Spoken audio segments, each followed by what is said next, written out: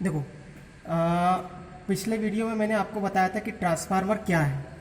उसी के बारे में मैं तुम लोगों को बता रहा हूँ कि ट्रांसफार्मर क्या है। एक स्टैटिक डिवाइस होता है जो कि पावर को बिना परिवर्तित किए वोल्टेज को कम या ज़्यादा कर देता है। इसके विषय में हमको थोड़ा सा डिटेल पढ़ना पड़ेगा।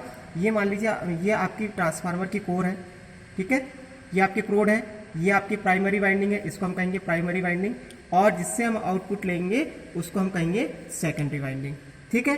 अब ट्रांसफार्मर क्या कर रहा है कि वोल्टेज को स्टेप अप और स्टेप डाउन कर रहा है, परंतु इसमें जो पावर है, पावर बराबर क्या होता है, V इंटू आई होता है, ठीक है। तो ये क्या कर रहा है, इनपुट में आपने पावर दिया और ये पावर को परिवर्तित नहीं कर रहा है, यानी पावर फिक्स है, पावर बराबर V इंटू आई, और ये पावर को बिना परिवर्तित किए वोल्टेज को, या तो वोल्टेज क्या हो जाएगा, ज़्यादा हो जाएगा, या वोल्टेज कम हो जाएगा।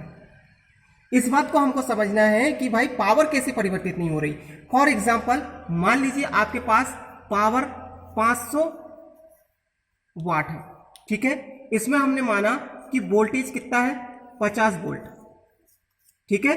तो सीधी सी बात है कि इसका करंट आई बराबर कितना होगा, 10, यानी हम जानते हैं कि पावर बराबर होता है V इंटू आई, यानी 50 गुणित 10, यानी कितना हो गया ये 500 वाट, ठीक है। तो हमने क्या किया, यहां पर आपने क्या दिया, 500 वाट दिया, ये आपने 500 वाट दिया, और कैसे में दिया आपने, 50 वोल्ट दिया, और करंट कितना दिया, 10 दिया, यानी आपका वोल्टेज 50 वोल्ट हो गया और 10 एम्पियर का करंट हो गया।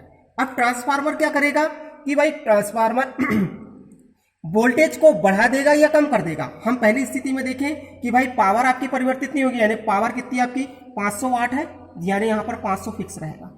अब मान लीजिए ट्रांसफार्मर क्या कर रहा है, वोल्टेज को बढ़ा दे रहा है, यानी सपोज करो कि मान लीजिए आपका 50 वोल्ट था, तो 50 वोल्ट को उन्होंने कन्वर्ट काय में कर दिया 100 वोल्ट में, ठीक है। तो अगर मान लीजिए वोल्टेज बढ़ा परंतु आपकी पावर चेंज नहीं होना चाहिए, तो स्वाभाविक बात है कि आपका करंट कितना आ जाएगा, पहले करंट कितना था आपका 10 एम्पियर था, तो आपका करंट कम हो जाएगा और बचेगा कितना, 5 एम्पियर, यानी अब आपके पास कितना आ गया आउटपुट में, 500 वाट। यानी आपकी पावर परिवर्तित हुई क्या, नहीं, बल्कि क्या परिवर्तित हो गई, आपका वोल्टेज।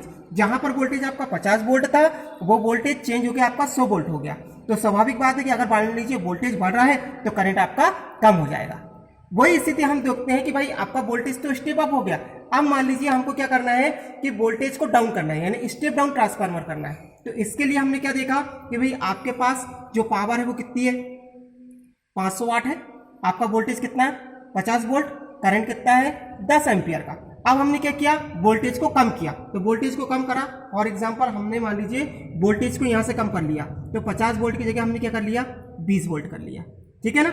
जब 20 वोल्ट आपने किया तो स्वाभाविक बात कि आपको 500 चाहिए, तो आपका करंट कितना जाएगा, यानी 500 में आप 20 का भाग दे दो, ये 2 दूनी 4 और 2 पंचे 10, ठीक है। तो आपका कितना आ गया 25, यानी आपका जो करंट है वो चेंज होकर काहे में बदल गया, 25 एम्पियर में।